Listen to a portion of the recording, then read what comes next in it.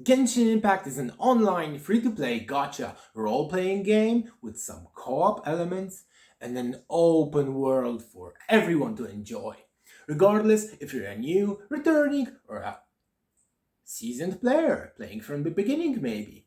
It's worth to learn about this gaming experience to enjoy it even more. In this series, I'll examine the different parts of Genshin Impact, the fun ones, but I will also take a look under the hood, examine the mechanics in Genshin Impact, but not from the point of your enjoyment, not only from that point, but also from the perspective that I believe that is more important, from the perspective of mental health and your well-being as a player. Join me, this is just the beginning of this journey. I am Collapse, and this series is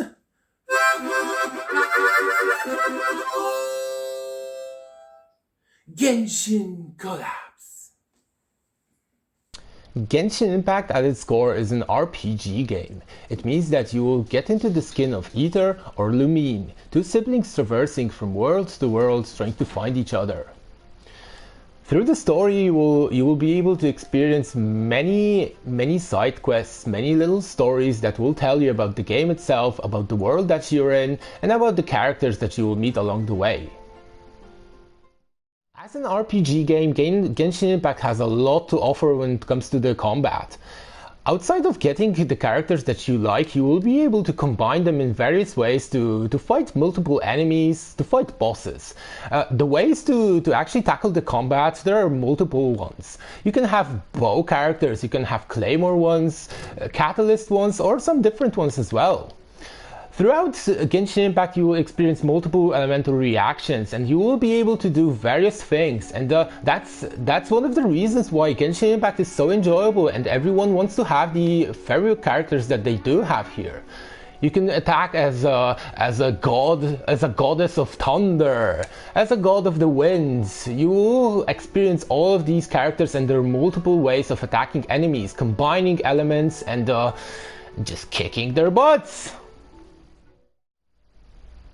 Outside of the rich story and the in-depth combat that we can experience in Genshin Impact, we also have some puzzles. Some of them are very tricky ones, some are more simplistic. But the thing is that you can have some fun with solving them. Or you can suffer very much from not solving them. So there are always some guides to how to tackle these.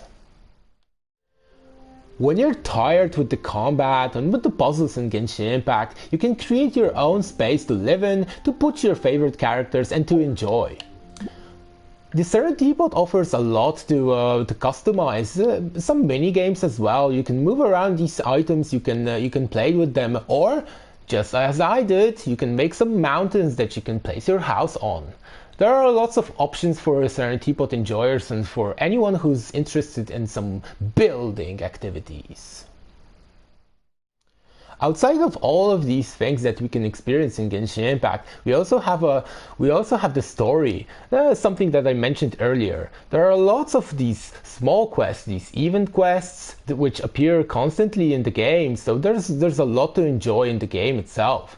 There are also hangout quests, so that you can spend some time with the favorite characters that you want to and get to know them a little bit better. Genshin Impact also offers some mini games that you can explore and you can have fun with throughout all the events. There's also fishing, where you can fish, or you can stop it.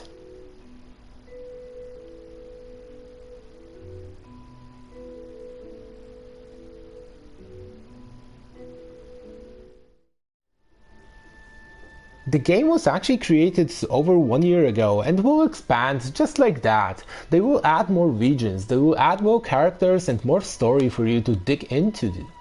But the thing is that it's unlikely to change drastically. If you're looking for a more difficult combat, maybe you should just try a different game. This one is just accessible to everyone and to young people as well. And though Genshin Impact is available and accessible to many young people, I think the oldies will also find the exploration of the game also enjoyable. You can find many puzzles as mentioned before, but you can glide, you can climb, you can sprint, and you can also swim in the game itself. So it is fun to do that. Even if you don't want to do anything, you can just kick back, relax, and just enjoy the views here. If you want to swim, there's also an option to do it. If you want to swim quicker, you can swim quicker. If you want to turn yourself into a swimming machine like this one, well, you probably need to get the specific character who does that. Some characters also have some interesting sprints to show for, and the exploration with those characters is lighter and more interesting.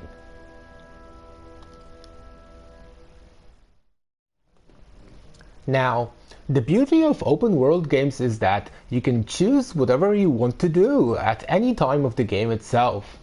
This goes for Genshin Impact as well. Whether you want to explore, whether you want to visit some new places, hang out with your favorite characters, do the story itself, farm some materials for the bosses, and for clearing them actually, or just sit around in the tavern.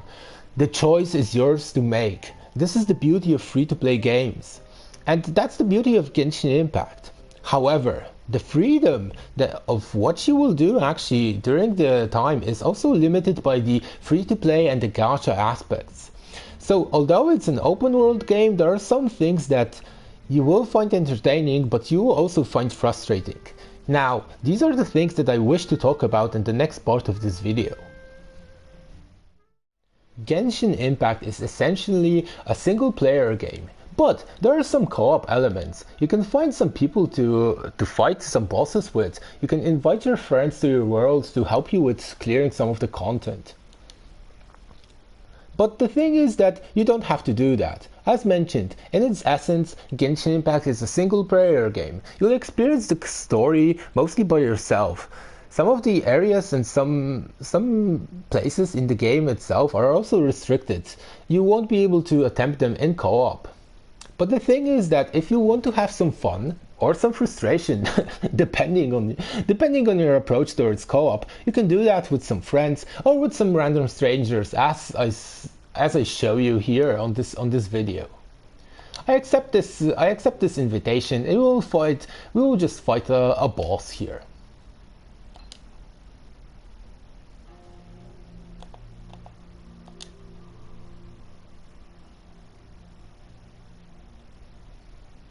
You can see the various people changing the parties that they do have here, and that's just okay. You can select the characters that you want, and you can fight with some different people around the place, and whatever you choose should be fine as long as you kill the boss. Here is an example of the combat itself with Tartaglia, one of the weekly bosses.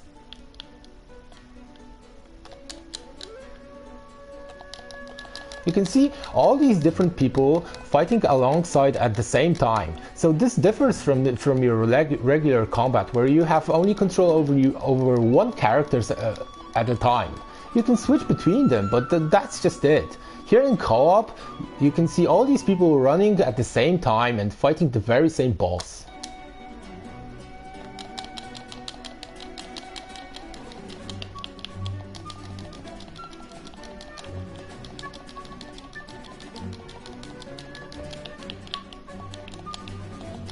Although this is enjoyable, it's not for everyone. Some people just like to play the game using single player, and that's just it. Of course, you can always play the game alone and without any friends. As mentioned, at its core, Genshin Impact is a single player game. As you can see, there's a quest here, there's a lot of beautiful places to visit, and it's a great game to just kick back and relax. But of course, only if you allow yourself to do that. if you're stressed about all the things that I will talk about in the next parts of the video, well, that's something you can tackle it by just accepting the game of what it is. And it is a free-to-play game, and it is a gacha game. The beautiful aspects of Genshin Impact are there for you to enjoy, but you also should take advantage and take care of your own needs and your own mental health. So, that being said, what can we say about the free-to-play aspects? So, I've already mentioned how you can enjoy yourself in Genshin Impact, and the game is really cool about all of these things that they give out for free. It is a free-to-play game. You don't have to pay anything to play it, to download it on your device, and just to enjoy yourself. However, if you never played a free-to-play game, you probably don't know what it means, and it means that the resources in-game will be difficult to obtain. In games like this, you either spend your money or you spend time. In most cases, you spend both actually. You spend both your time and your money. Now, time is a currency in Genshin Impact. I will elaborate on this a bit further. However, the resources that you will obtain in the game will take more time to get, just because upgrading your characters will just take longer. You will have multiple parties, you will have probably a few characters that you wish to upgrade and level up and make stronger. So, due to all of this, you're very likely to experience something called FOMO. FOMO means that FOMO is actually the fear of missing out, and it means that not only you are more inclined to spend more time on the game, but when you don't want to, when you just don't want to play, it makes it so that you're less likely to quit. The fear of missing out is a strong one in free-to-play games, and game companies unfortunately thrive on this feeling. On the feeling that you want to get these items, that you want to get these characters, and that's perfectly normal. As long as you're aware of it, you should be fine. Because you don't want to be controlled by a game, correct? So, let's talk about the time as a currency in Genshin Impact. In free-to-play games, you will also need to spend your time as a currency. In Genshin Impact, the time currency is represented by resin. You need to get resin and use it to get upgrade materials for your characters, make your artifacts stronger so that your characters are stronger, and to get Mora to hold all of that together actually. Now, you will also notice that events are timed, but in a way that is held by duration, but also delayed. So it means that you won't be able to complete an event during one night sitting if you have a free day to just play the game. The events are also timed, so they are limited by the time and their duration. Now, the reason for all of this is a little psychological mechanism that will make you form a habit. Basically, once you do form a habit, you're very non-likely to break it. You're less inclined to quit the game. You will experience fears of missing out, which I mentioned earlier. So, one may say that the events in the game, well, they're limited by time so that you will spend less time in the game. But I believe, as mentioned, this is all to make you a habit creature, to make you come again and again and again to the game. So, you do have to be careful. You do have to be careful because you don't want to spend your time on something that doesn't bring you joy. So really consider your fear of missing out. And when it comes to fear of missing out, and fear in general, we move on to the next topic, which is the gacha system in Genshin Impact. Genshin Impact is a free-to-play game, but also a gacha game. So it means that the characters that you obtain aren't guaranteed. You will need to wish for them. And what it means in Genshin Impact, you will need to spend the premium currency, the primo gems, to get all of these characters. Now, the thing is that you won't get all of them. You either need to plan ahead, spend money, or just allow yourself to skip some of them. The characters are also locked by constellations. So it means that your fear of missing out is even more so possible to just appear. that's the thing with FOMO, that's the thing with characters like this, and with games like this. But as long as you do know that some of the characters will not be obtainable, you should be fine. Don't try to catch them all. Treat this as a casino, where when you go to the casino, you will probably know that you will lose some money. And that's the thing with Genshin Impact. You won't be able to get all of these characters that you see here. Although some of them are very cool, but they're just not obtainable.